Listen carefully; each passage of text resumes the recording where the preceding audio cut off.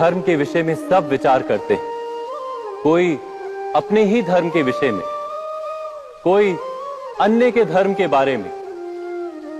किसी के अधर्म को लेकर चर्चाएं होती ही रहती हैं। कोई भी ऐसा नहीं है जो धर्म के विषय पर विचार ना करता हो। किंतु वास्तव में धर्म है क्या? क्या कोई ये समझ पाया है मनुष्य को किसी अन्य के साथ कोई संघर्ष ना हो? विचार करें, जहां प्रेम होता है क्या वहां संघर्ष भी होता है?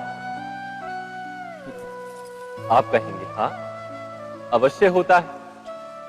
किंतु आप थोड़ा और विचार करेंगे तो ये जान जाएंगे कि जिस समय संघर्ष होता है उस समय प्रेम का विस्मरण हो जाता है और फिर इच्छाएं जागती, अहंकार जागता है, क्रोध जागता है, पर प्रेम ना, प्रेम नहीं जागता।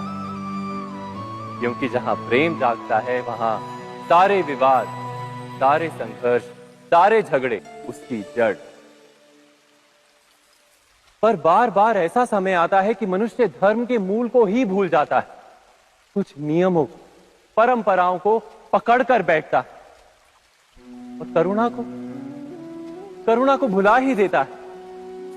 और ये जगत भर जाता है संघर्षों से, ईर्ष्याओं से, शोषण से, क्रोध से, बैर से, अर्थात अधर्म से। और तब परमात्मा को अवतार धारण करना पड़ता है मनुष्य को वास्तविक ज्ञान देने के लिए। सत्य तो यह है कि जिस प्रकार पाषाण में शिल्प होता है उसी प्रकार परंपरा में मार्ग नहीं मिल पाता। अर्थात परंपरा को पूर्णता छोड़ देने वाला धर्म से वंचित रह जाता है और परंपरा का अंध अनुकरण करने वाला भी धर्म को प्राप्त नहीं कर पाता। कहते हैं हंस के पास नीर क्षीर विवेक होता है, दूध में मिले पानी को छोड़कर केवल दूध ही ग्रहण करता है। तो क्या सच्चा धर्म प्राप्त करने के लिए हृदय में ज्ञान से जन्मा विवेक आवश्यक है?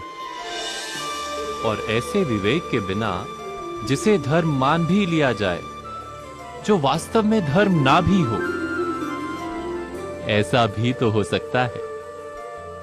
स्वयं विचार कीजिएगा। ये आत्मविश्वास है क्या जब मनुष्य ये मानता है कि जीवन का संघर्ष उसे दुर्बल बनाता है, तो उसे अपने ऊपर विश्वास नहीं रहता। वो संघर्ष के पार जाने के बदले संघर्ष से छूटने के उपाय ढूंढने लगता है। किंतु जब वो ये समझता है कि ये संघर्ष उसे अधिक शक्तिशाली बनाते हैं, ठीक जैसे व्यायाम करने से देह की शक्ति बढ़ती, तो प्रत्येक संघर्ष के साथ उसका उत्साह बढ़ता है।